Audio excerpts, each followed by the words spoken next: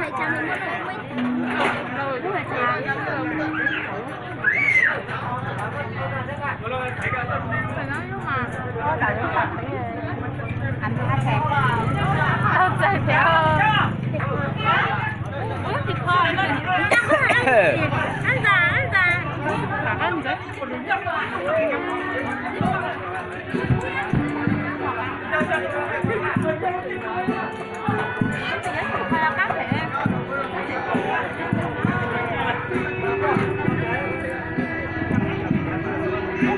Không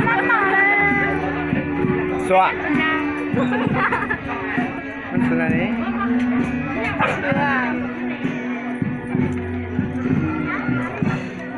Bang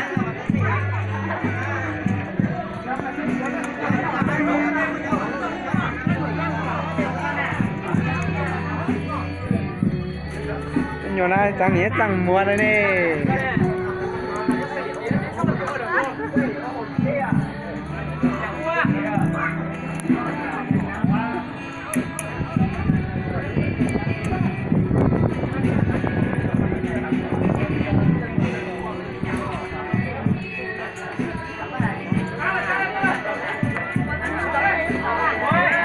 chưa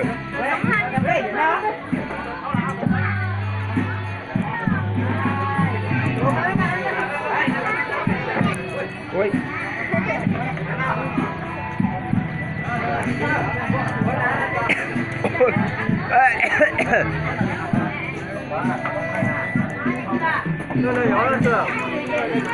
à con mèo ăn chứ cái nằm bao này à cái nằm bao tấn nào này cái nào cái nào cái này nào cái đỏ nào ăn đi cái mà nào có cái đi chờ hả cho thịt kho nó cái ca món chín nào món ngon đang à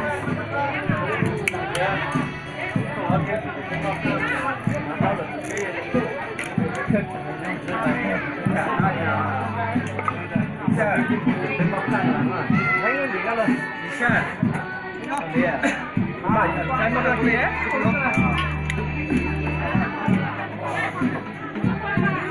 nó nói là cái hộp quá làm luôn nè cái quy luôn nè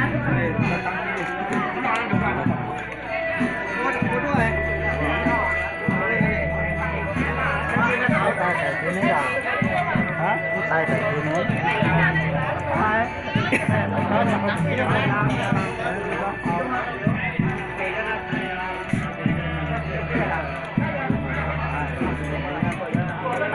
cái giáo sao tới chân tay rồi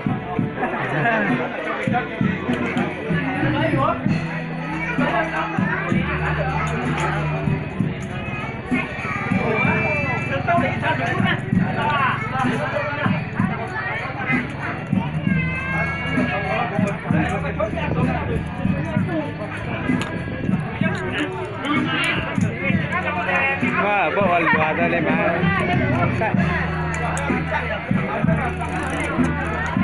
Nè, nằm mò về với nhắn tin rồi.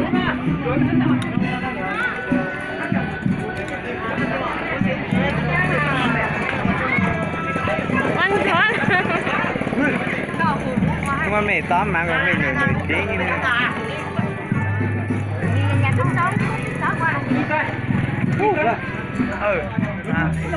Cúc quay xuống câu hết là đó. Anh chỉ nằm mắt này.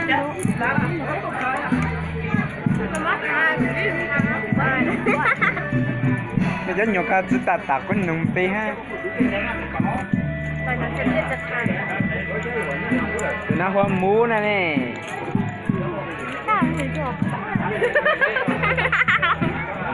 Nó hoa công sảnh hạ. Đó, câu giang.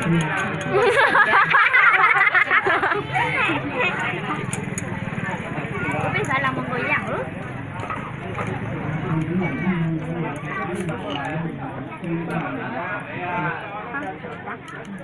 Cái gà cái cá hả? Cá hò. 刚才想那家很敢吃诶。我找个湖北的真难。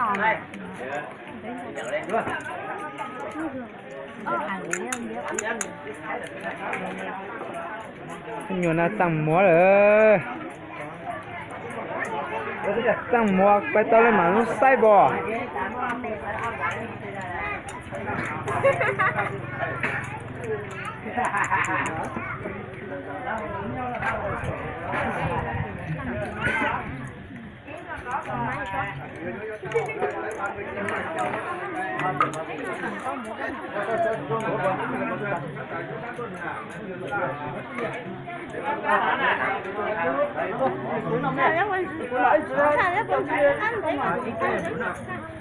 ô Mama, yo熊摸啥啊？熊摸啥？熊哪摸啥都是。熊摸你，我熊就烦。呀。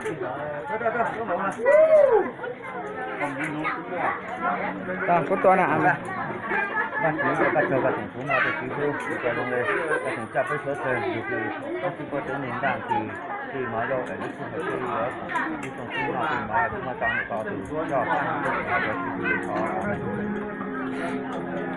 我们大概多นี่ละมากันถึงสอนเลยมา帮大强了，帮大知道这个更加多了。